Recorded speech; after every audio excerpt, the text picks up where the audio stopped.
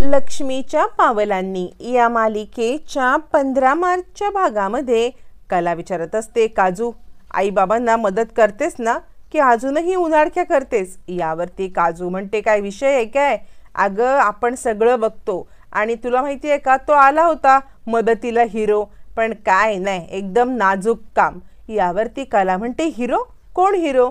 त्याच वेळेला काजूच्या लक्षात येतं सोहमने सांगितलेलं की अद्वैत दादाला कळायला नाही पाहिजे की मी इकडे आलो होतो. मग लगेचच काजू विषय बदलते आणि म्हणते, तो आपला हिरो पक्या आला होता ना इकडे, पण कसलं काय काम बिम काय नाही, सगळं काम आपणच करतोय. इकडे आता अद्वैत विचार करतो, कसली भाषा आहे यांची, किती मोठ्या मोठ्याने बोलतात आणि कसल्या टपोरी भाषेत बोलतात. असं म्हणत अद्वैत मनातल्या मनात या दोघींच्या वती चिडत असतो. दोघींच्या गप्पा काही थांबत नसतात. त्यावेळेला दिनकर म्हणतो, एक काजू तू चल, आणि कला अद्वैतराव एकटेच बसलेत, त्यांच्यासोबत गप्पा मार की. असं म्हणत तो आता काजूला घेऊन जातो अद्वैत आणि कलाला गप्पा मारण्यासाठी सांगत. पण अद्वैतचं तोंड मात्र बंद असतं. त्यावेळेला दिनकरराव म्हणतात, त्यांना टीव्ही लावून दे. मग आता टीव्ही लावण्यावरून पण दोघं जण भांडत बसतात. म्हणजे कला गाणी लावते तर आता इकडे अद्वैतला बातम्या ऐकायच्या असतात. एक एक करत गाणी लावताना नाकावरच्या रागाला औषध काय हे गाणं लागतं. मग अद्वैत लगेचच तो रिमोट घेतो आणि टीव्हीवरती बातम्या लावतो. बातम्यांच्या मध्ये एका मुलाचं लग्न एका मुलीसोबत जबरदस्ती लावलं ही बातमी असते.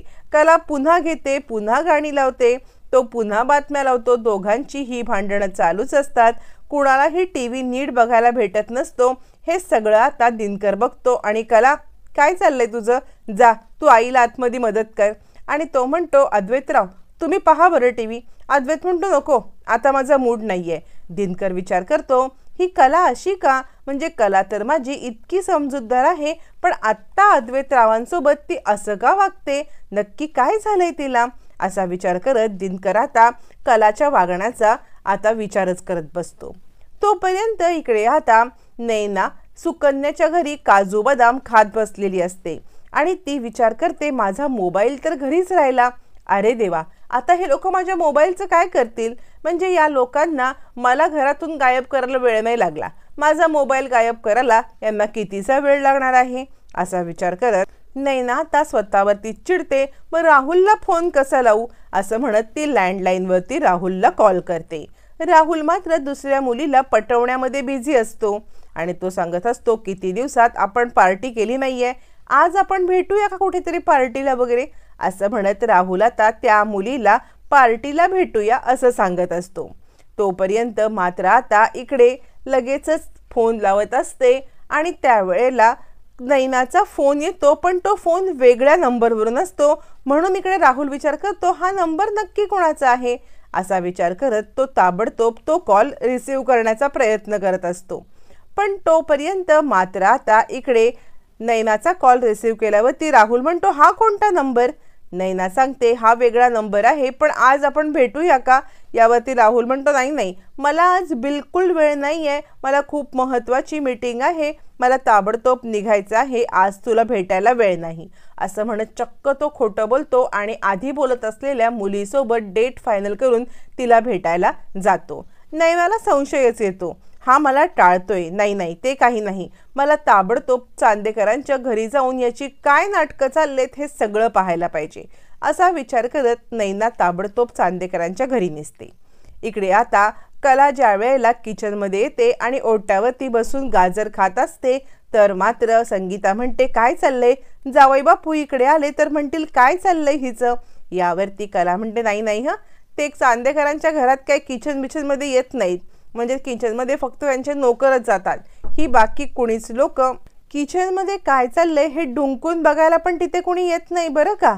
यावरती आता मात्र इकडे संगीता म्हणते, पण तरी पण उतर. कला म्हणते, मी नाही उतरणार आणि मी कुणाला काय चांदेकरांना घाबरत नाही. यावरती आता मात्र काजू म्हणते, एकदम कडक बोललीस बरं का कलाताई.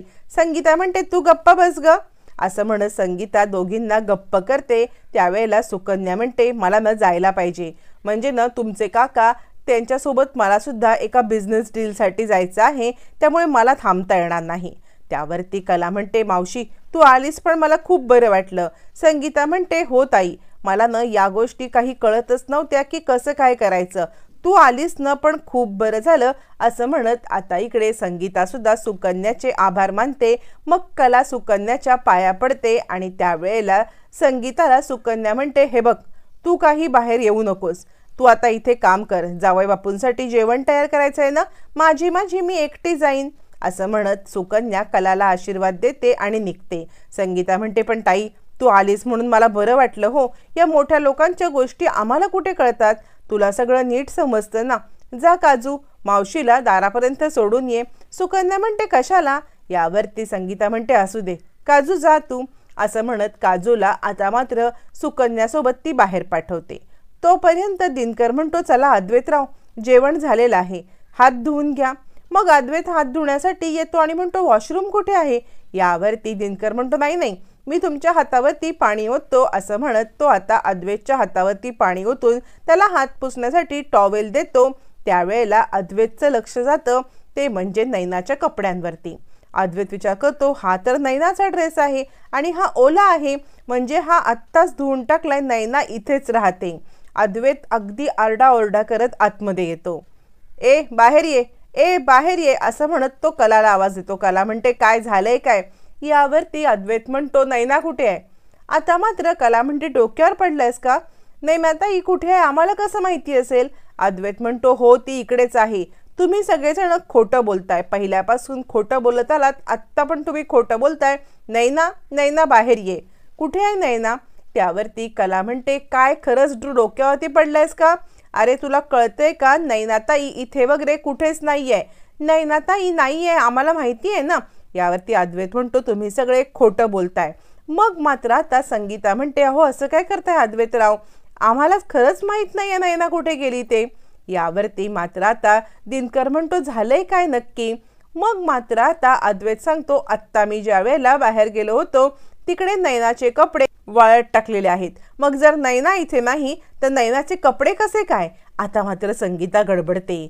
आपल्याकडून खूप मोठी चूक झाली हे तिच्या लक्षात येतं. त्यावरती कला म्हणते, काय नैनाताईचे कपडे. अगं काय आहे आई हे सगळं असं म्हणत आता मात्र संगीताला कला जाब विचारायला लागते. कला जाब विचारते त्यावेळेला संगीता थोडीशी घाबरते, पण सगळा धीर एकवटून ती म्हणते, अगं काय सांगू तुला, म्हणजे ना तुम्ही दोघं जण येणार ना, तुम्ही दोघं येणार त्यासाठी मी सगळी तयारी करून ठेवली होती. आणि ही तयारी करत असताना सगळे कपडे वगैरे धुतले ना, मग नैनीची रूम पण आवरली, तेव्हा सगळे पडलेले कपडे धुतले आणि तेच ते कपडे आहेत, बाकी काहीच नाहीये असं म्हणत संगीता धादांत खोटं बोलते. आणि नैना इकडे असती तर आम्ही का बरं लपवू असं म्हणत ती आता अद्वैतची माफी मागते आणि म्हणते, माफ करा, म्हणजे आमच्या नैनीमुळे तुम्हाला खूप त्रास झालाय असं म्हणत आता अद्वैतची माफी मागते. दिनकर म्हणतो, खरंच म्हणजे अद्वैतराव, मला माहिती आहे आमच्या नैनीने तुमच्या बाबतीत खूप चुकीचं केलंय. नैना जे वागली त्यामध्ये आमच्या कलाचा खरंच काही दोष नाही हो. म्हणजे नैनीच्या केलेल्या चुकीची शिक्षा तुम्ही कलाला नका देऊ. कलाबद्दल मनामध्ये राग धरू नका, कारण नैनीसारखी आमची कला नाहीये. कलाने तुम्हाला दिलेल्या त्रासामध्ये तिचा काहीच हातभार नाही असं म्हणत दिनकर आपल्या मुलीची कलाची बाजू अद्वैतला समजावून सांगत असतो. तोपर्यंत लपून छपून इकडे आता नैना चांदेकरांच्या घरासमोर येते. चांदेकरांच्या घरासमोर येत राहुलची गाडी दिसल्यावरती ती विचार करते, अच्छा म्हणजे राहुल माझ्याशी खोटं बोलला, कोणतीही बिझनेस डील वगैरे नाहीये, हा तर इथेच आहे. तितक्यात चांदेकरांच्या घरामधून राहुल बाहेर येतो आणि राहुलची कार काढून तो बाहेर जातो.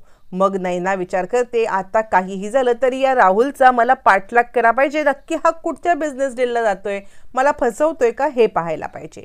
आणि ती पाठलाग करायला लागते. इकडे संगीता सांगते, खरंच आम्हाला माफ करा, आमच्यामुळे तुम्हाला खरंच खूप त्रास झालाय, पण आमच्या कलाचा यात दोष नाही. इकडे आता नैना ताबडतोब रिक्षा करून राहुलच्या कारचा पाठलाग करत त्याच्या मागोमाग निघते. राहुल चाललेला असतो एका मुलीला भेटायला. आता नैनासमोर सगळं दृश्य येणार असतं. तोपर्यंत मात्र आता जेवण वाढलं जातं आणि जेवण खाली वाढलेलं बघून अद्वैत म्हणतो, हे काय डायनिंग टेबल नाही. यावरती कला म्हणते, बस खाली. काय इतकी काही ओव्हर ॲक्टिंग करू नकोस की तुला खाली बसता येत नाही. गोंधळाला मारे मांडी घालून खाली बसला होतास ना, मग इतकी कशाला ॲक्टिंग करायला पाहिजे. आणि हीच आपली भारतीय संस्कृती आहे. पायाची मांडी घालून खाली जेवायला बसणं, जेव गुपचूप असं म्हणत कला अद्वैतला एक पुरा शब्द बोलायला कमी पडत नसते. आता दोघं जण जेवायला बसतात. जेवायला पंचपक्वान्नाचं जेवण केलं असताना मध्येच संगीता म्हणते, थांबा थांबा 1 मिनिट असं म्हणत संगीता त्याला थांबवते. कुणालाच कळत नाही की संगीताने का थांबवलंय. अद्वैत म्हणतो, काय झालं? दिनकर म्हणतो, संगे अगं काय झालं? मग संगीता पापड वाढते. पापड वाढायचा राहिलेला असतो. आता दिनकर पाहतो तर अद्वैतला खूप गरम होत असतं. दिनकर विचार करतो, अद्वैतरावांना गरम होते, जेवताना त्यांना कम्फर्टेबल पण वाटत नाहीये, काय करू बरं असा विचार करत मग दिनकर आता टेबल फॅन लावून तो अद्वैतकडे फिरवतो, जेणेकरून त्याला जेवताना थोडं थंडगार वाटेल आणि तो कम्फर्टेबली जेवू शकेल. पण यामुळे प्रकार घडतो वेगळाच. संगीताने वाढलेला ताटातला पापड ताटाच्या बाहेर उडी मारून जातो आणि मग मात्र या फजितीमुळे कला हसायला लागते. त्यावेळेला आता मात्र इकडे संगीता म्हणते, काय केलं? इतका फास्ट फॅन का लावलात? दिनकर म्हणतो, अगं मगाशी त्यांना गरम होत होतं ना, त्यामुळे फॅन फास्ट लावला, तो फास्टच राहिला. संगीता म्हणते, राहू दे काजू, तिथला पेपर घे बरं, पेपर घे आणि अद्वैतरावांना वारा घाल असं म्हटल्यावरती काजू काय कमी आहे, कलाचीच बहीण ती आता पेपर घेते आणि जोरात वारा घालायला लागते. यावरती अद्वैत म्हणतो, हो हो. त्यावरती आता मात्र काजू म्हणते, मग माझ्या आईला सांगा की तुम्हाला वारा लागतोय म्हणून. यावरती अद्वैत म्हणतो, हो हा मला वारा लागतोय. आणि विचार करतो, कला तर कला, तिची बहीण पण वरताण आहे. असं म्हटल्यावर दिनकर म्हणतो, काजू नीट वारा घाल. अद्वैत म्हणतो, राहू दे. आता हे सगळं चालू असताना पुन्हा जेवणाला सुरुवात करणार तेवढ्यात बाजूची शकू येते आणि थांबा असं जोराने ओरडते. दिनकर म्हणतो, अगं शकू, तू आणि या वेळेला इथे आणि या लोकांना का थांबवतेस? शकू म्हणते, असं कसं? म्हणजे नवीन नवरा बायको आहेत आणि असा सुका घास कसा काय खातील?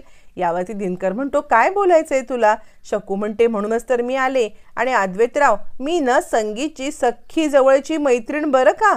हे बघा, असं लग्न झाल्यावरती सुका घास खायचा नसतो. एकमेकांना भरवल्याशिवाय घास कसा खाणार? तुम्ही दोघांनी एकमेकांना भरवा आणि मगच जेवायला सुरुवात करा. त्यावरती कला म्हणते, ऐक ना मावशी, म्हणजे ना आम्हाला खूप भूक लागली आणि हे असं भरवण्याचं वगैरे ना नको काही करायला. म्हणजे कसं आहे, अद्वैतला पण हे काही आवडत नाही हो. आता अद्वैतला आवडत नाही असं कलाने म्हटल्यावरती अद्वैत मागे कसा राहणार? तो म्हणतो, मी कुठे म्हटलं मला आवडत नाही म्हणून. आमच्या चांदेकरांच्याकडे सगळे रीतिरिवाज अगदी व्यवस्थित पाळले जातात. हां, म्हणजे तुला रीतिरिवाज पाळायचे नसतील तर ठीक आहे, पण एक विसरू नकोस, तू पण आता चांदेकरच आहेस आणि चांदेकरांच्या घरामध्ये असं कोणतेही रीतिरिवाज न पाळण्याचं हेच नाहीये. आता कला भरवायला नको म्हटल्यावरती अद्वैत भरवण्यासाठी हो म्हणतो आणि तो म्हणतो, मला भरवायला काही प्रॉब्लेम नाही, कारण रीतिरिवाज पाळण्यामध्ये चांदेकर कधीही मागे राहत नाहीत. शकू म्हणते, बघ आता तू नको म्हणू नकोस, दोघांनी एकमेकांना घास भरवा. आता मात्र दोघं जण एकमेकांना घास भरवण्यासाठी तयार होतात. त्याच वेळेला अद्वैत ताटाकडे पाहतो आणि हे काय आहे? यावरती संगीता म्हणते, ही न मुळ्याची कोशिंबीर आहे. तर मुळ्याची कोशिंबीर एकाच घासामध्ये पहिल्याच वेळेला तो संपवून टाकतो. संगीताला वाटते ह्याला मुळ्याची कोशिंबीर आवडते. संगीता म्हणते, आवडली का मुळ्याची कोशिंबीर? थांबा, मी तुम्हाला अजून वाढते. अद्वैत म्हणतो, नको, मला मुळ्याची कोशिंबीर बिलकुल आवडत नाही. पण काही गोष्टी आहेत ना ज्या आपल्याला आवडत नाहीत पण आपल्या वाट्याला आल्यात त्या आपल्याला एक्सेप्ट कराव्याच लागतात. असं म्हणत तो आता कलाकडे पाहतो आणि कलाला इशारा करतो की तू माझ्या वाट्याला आलेस, तू मला आवडत नाहीस, तरी सुद्धा मला तुला एक्सेप्ट करणं भाग पडतंय. त्याच वेळेला मुळ्याची कोशिंबीर खाल्ल्यावरती ठसका लागतो. कला त्याला पाणी देते आणि म्हणते, कसं आहे ना, प्रत्येक आवडणारी गोष्ट पचायला हलकी असते असं नाही, काही गोष्टी पचायला जड पण असतात आणि त्या पचवायला ताकद पण लागते. असं म्हणत कला आता अद्वैतला टोमणा मारायला काही मागे पुढे बघत नाही. आता दोघं जण एकमेकांना टोमणा मारत जेवतात. दोघं जणांचं आता बॉन्डिंग हळूहळू भांडणाकडून थोडं कमी होत असतं. दोघांचा सुखी संसार पाहायला मात्र आता मालिकेमध्ये खूप धमाल येणार आहे.